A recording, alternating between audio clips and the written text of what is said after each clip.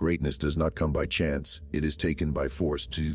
You must first destroy the weak self that clings to comfort, and rebuild a stronger self forged in discipline, fearlessness, and will. Power begins within. Conquer yourself, or be conquered forever. Understood? Here's to Kino 1 expanded into 1400 words in Machiavelli's style. Without any heading or ending, the old self must be ruthlessly destroyed. Weakness cannot coexist with greatness. Every man, every woman, every soul that ever aspired to rise beyond mediocrity was forced to confront this undeniable law of existence, that the self you are today is not fit to carry you into the future you desire. And yet, most people hesitate, most people cling.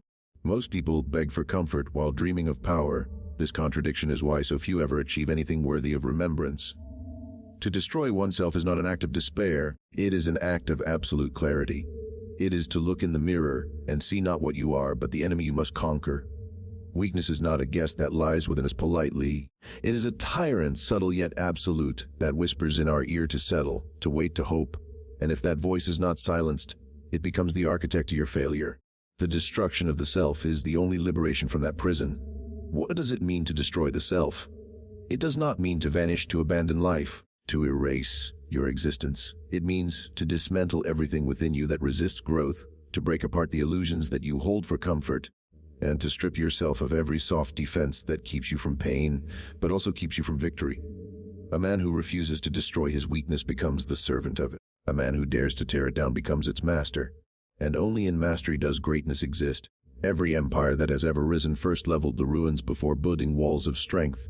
Every leader who has ever ascended first waged war against his own cowardice. To conquer the world, one must first conquer the self, and that conquest begins with destruction.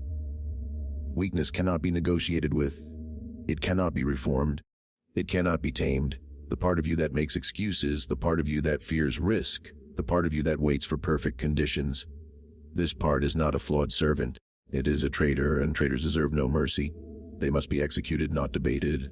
The self you are today is an accomplice of mediocrity, protecting comfort as though it were survival, when in reality it is poison. To grow, you must kill that accomplice. That is why destruction is necessary. To rebuild yourself upon rotten foundations is to ensure collapse. To tear it down completely and build on stone is to ensure permanence. But destruction is not easy. It demands violence not against the world, but against your own nature.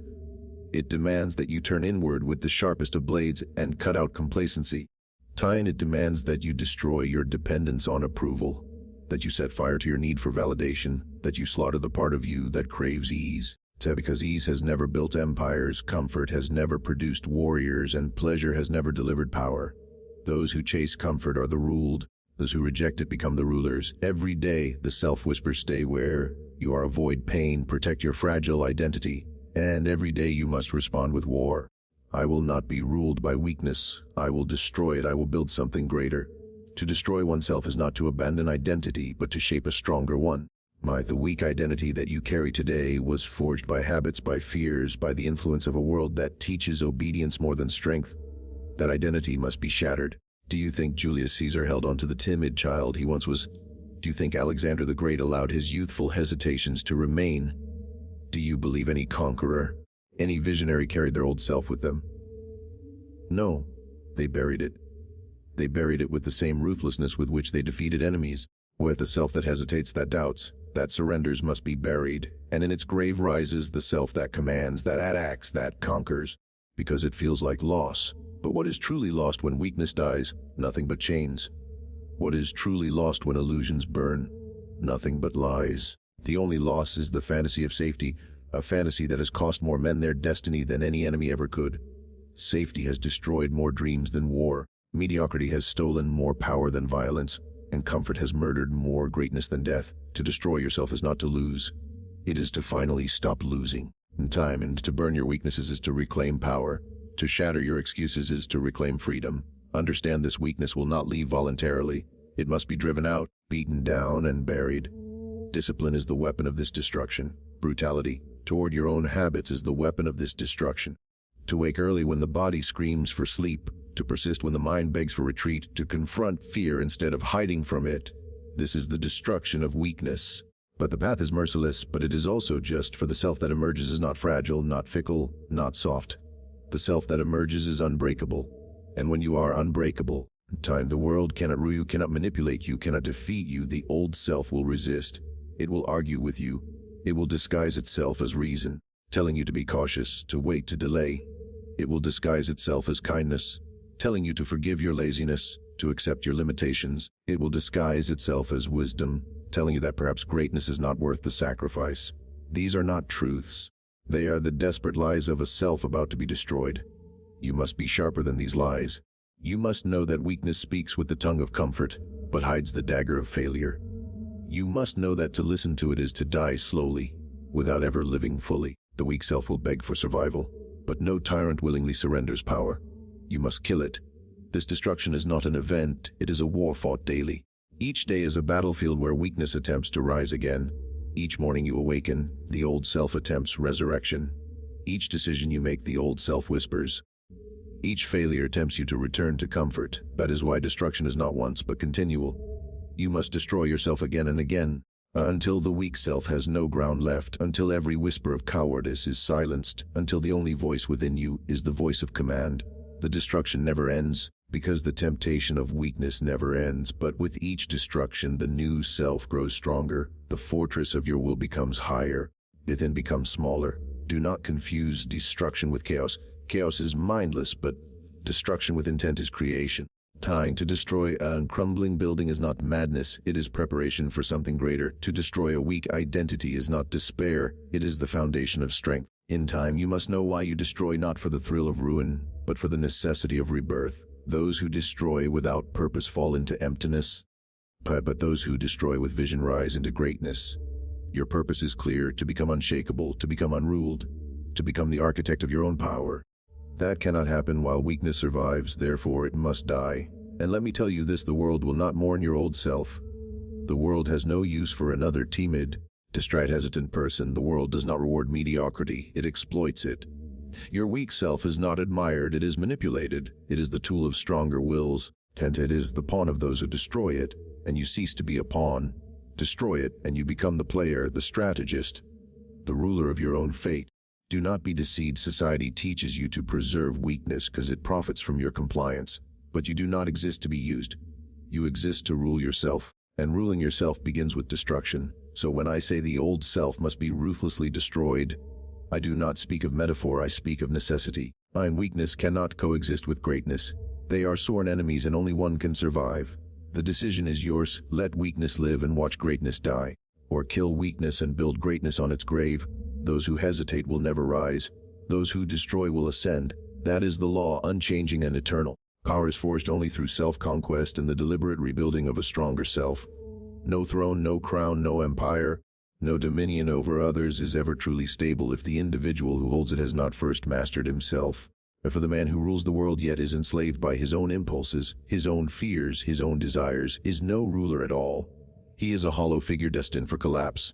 The conquest of others is a lesser achievement. The conquest of the self is the greatest of all victories, because the enemy within is cunning, persistent, and relentless. To overcome it is to secure a foundation that no external force can shake.